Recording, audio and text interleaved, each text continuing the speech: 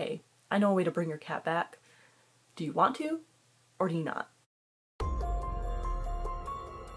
Hi guys, and welcome to the Stephen King Cemetery Club.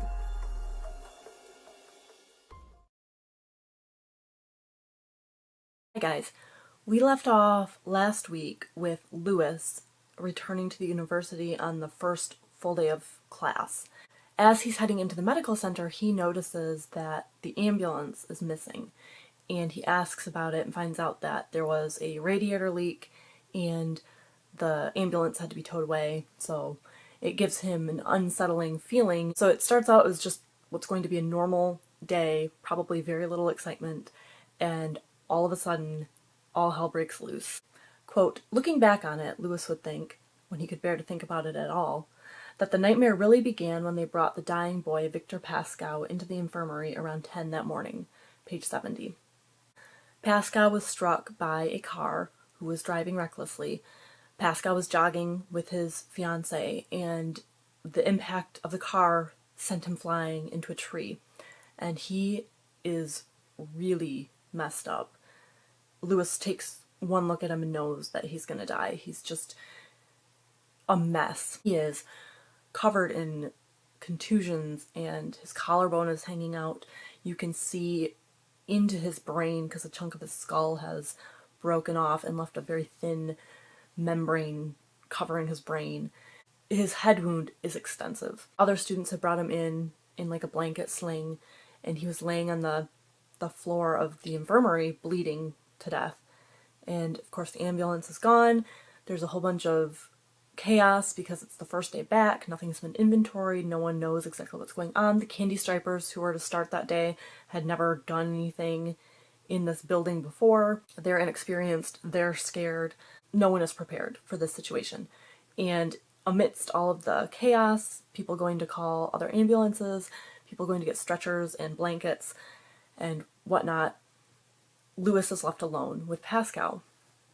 And he's kneeling near Pascow, administering to him, and he hears Pascow saying things about the pet cemetery. And Pascow remarks that it's not the real cemetery, which is odd. Quote, the soul of a man's heart is stonier, Lewis, the dying man whispered. A man grows what he can and tends it. Page 74. So, how did Pascow know Lewis's name? And how did he know that Lewis had any connection to the pet cemetery?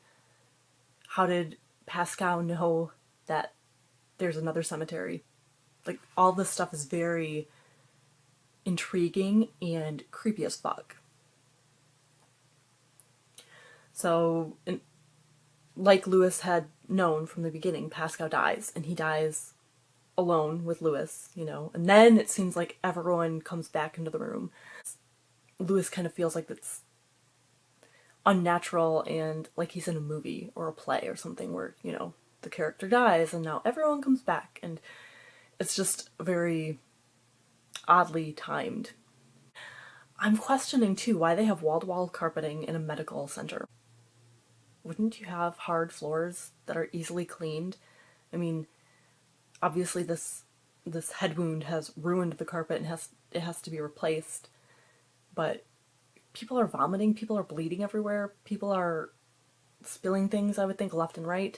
It just strikes me as odd that there would even be carpeting in this building.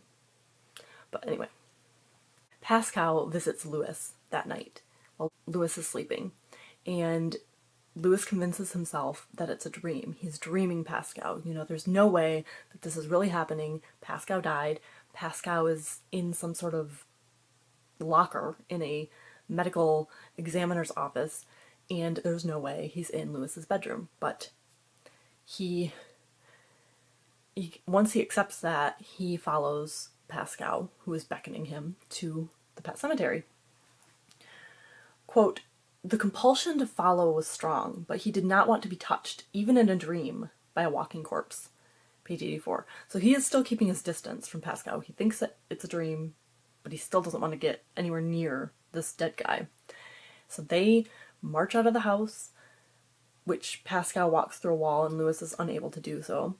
They walk up to the pet cemetery. Along the way, there's just a whole bunch of sensory things that Lewis feels can't be replicated in a dream. So he's very disturbed by the fact that they are walking into the woods in the dark, and it feels very, very real.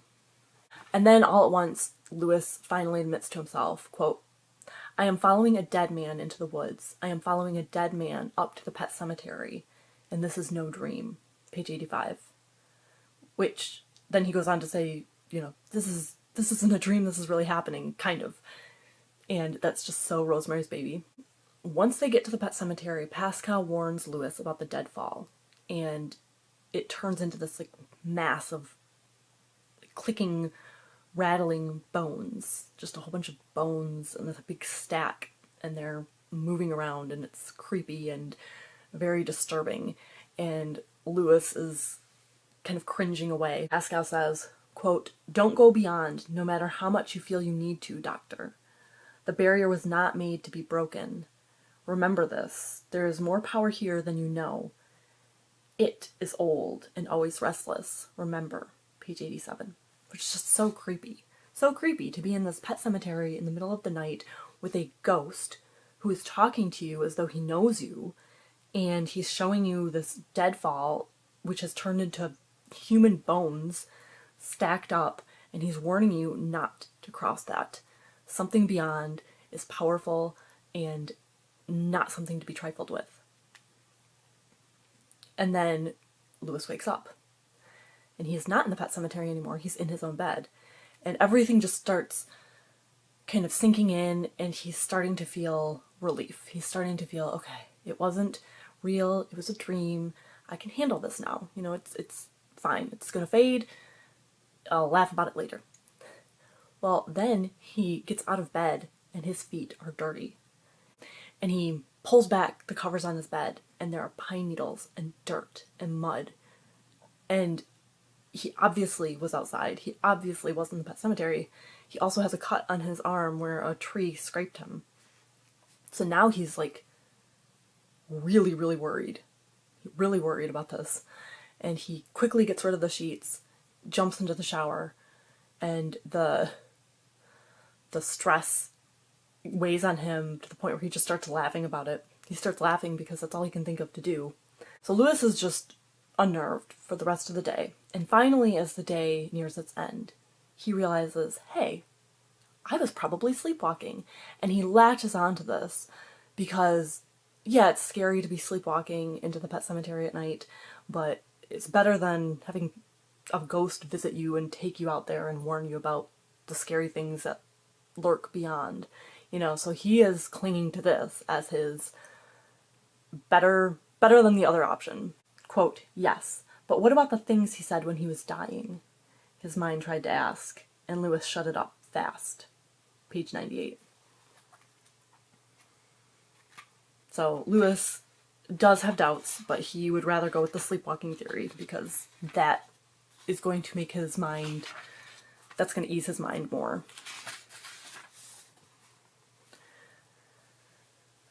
Lewis ends up going to the pet cemetery by himself because he's still unsettled by this whole situation, and he wants to see if the things that he remembers from his dream, like when he leaned on a marker and it kind of slanted askew, if that was still like that, and he wants to check out the deadfall. So he goes there and he thinks to himself, okay, stay away from the deadfall, don't climb it, bad idea, dangerous, And then he proceeds to start climbing it.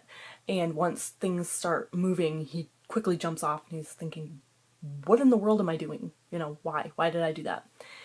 And, quote, "Although he had gotten only the barest glimpse over the top of the deadfall before the shifting sensation had made him nervous, he could have sworn there was a path beyond leading deeper into the woods." Page 100. So he is curious. He sees a path. He knows there's something more, and he knows that barrier is not very natural, and it intrigues him, The next really big event is that Norma Crandall has a heart attack on Halloween night. Lewis and Ellie are over trick-or-treating, and she happens to have the episode right there, which is perfect because Lewis is able to help her. And Judd is so worried. He's, Norma's his wife of I don't know how many years. I'm guessing at this point like 50 some years. And he loves her so much. I really am upset that the original movie and the remake chose to ignore Norma Crandall as a character. I think her inclusion would have added a dimension that is very important to the story. So once Lewis saves her life, Judd is very insistent on repaying Lewis. If you need a favor, come to me first, that kind of thing. He just is so grateful that Lewis was able to save Norma, and he is not going to forget it, and he wants to repay the favor, which is a much more believable reason for Judd doing what he does later when he shows Lewis the cemetery beyond the pet cemetery. On Thanksgiving, Lewis sends Rachel and the kids to Rachel's parents' house for the holiday, and he doesn't go because it kind of conflicts with his schedule, but also he has a terrible relationship with Rachel's parents. Rachel's father tried to bribe him by paying his entire medical tuition in exchange for Lewis breaking off his engagement with Rachel. So there's been a lot of tension, a lot of bad blood for years. And Lewis has Thanksgiving dinner with Norma and Judd. He goes home, takes a nap. The phone rings. It's Judd saying that church is dead. So Lewis goes over there. It is church. He looks fine. It's just a broken neck. He doesn't look crushed or bloodied or anything like that. So he picks Church up and decides he's going to have to bury him in the pet cemetery and probably not tell Ellie, probably tell her that he hasn't seen Church, and eventually they'll just assume that Church ran away. So Judd is kind of like, well, if you love her, let's go bury him right now. And Lewis is like, well, it's dark. What are we doing? And by the way, Norma is conveniently out of the house. She is not expected back until quite late. So the two men go up to the pet cemetery, and Judd is like, rest here. And Lewis says, rest, we're here. And Judd's like, nope, we're going further. So Judd climbs the deadfall with confidence. Lewis follows him, also with confidence, and they don't slip, they don't fall, nothing, they're fine. They head over to the other side, and there are a few miles left to go. And as they're walking, it's just really creepy. It's a really descriptive section that's very, very good if you want to check that out. And there's fog, there's weird noises and weird little lights and glowing eyes. There's a big, big creature moving in the trees and kind of heading toward Judd and Lewis, and they both freeze and wait for it to pass. And it's very lumbering and kind of menacing. Quote, the laughter rose, split into dry cackles like some rottenly friable chunk of rock along many fault lines. It reached the pitch of a scream, then sank into a guttural chuckling that might have become sobs before it faded out altogether. Page 133. And Judd says it's loons, which definitely not. So then they get to the burial ground, the Micmac burial ground, and they climb up 45 steps that were cut into the earth, and the top of the hill is flat. The Micmacs had actually flattened the top of it, and that's what they used as their burial ground. And Judd says that the ground had gone sour and they stopped using it. So Lewis is like, well, is this bad then? Is this a bad place to bury something? And Judd says, quote, I think it's a dangerous place, but not for cats or dogs or pet hamsters. Go on and bury your animal, Lewis. Page 138. Lewis asks Judd why he brought him here. Quote, because you saved Norma's life, Judd said, and although he sounded sincere, and Lewis was positive he believed himself sincere, he had a sudden, overpowering sense that the man was lying, or that he was being lied to and then passing the lie on to Lewis. Page 136. Lewis also asks Judd how he found out about this place, and Judd says, well, Stanny B told me when I was young. And Lewis is like, well, he just told you that? And Judd said, no, it's not something you just throw into conversation. Quote, I buried my dog Spot up there when I was 10. He was chasing a rabbit and he run on some rusty barbed wire. The wound's infected and it killed him. Page 141. So we already know that Judd was born in 1900, and if the dog Spot died in 1910, it does not jive with his original story where he said that his dog died in 1914, and his marker is in the pet cemetery. So Lewis is too tired to put that together, and it doesn't strike him until later that evening that Judd was very mistaken about when his dog died. And some of the things that Judd says to Lewis are just echoes of Pascal, saying that the soil of a man's heart is stonier, that kind of thing, talking about the power of the cemetery and the burial ground. So they get home, and it's nowhere near as late as Lewis had expected it to be. Norma's not even home yet. He doesn't talk to Rachel or Ellie that night, which is probably for the best given what happens next, because he might have said the wrong thing. You know, there's so much secret keeping, and so much could have been avoided if people had been honest. When he is leaving, he remarks to Judd that there are all these cairns that are now strewn about. You know, he notices that there's a whole bunch of just random rocks laying all over the place from cairns that had fallen over. And Judd is like, oh yeah, it's old. You know, when Judd totally knows what's up. And it wouldn't have been as impactful, but it is kind of interesting that Judd isn't telling Lewis, like, hey, I know a way to bring your cat back. Do you want to? Or do you not? You know, like, just tell Lewis. Just tell him, we're going to do this thing and it will make your cat come back from the dead. Are you okay with this? Is this something that you're down with or not? And then Lewis could have made an informed decision.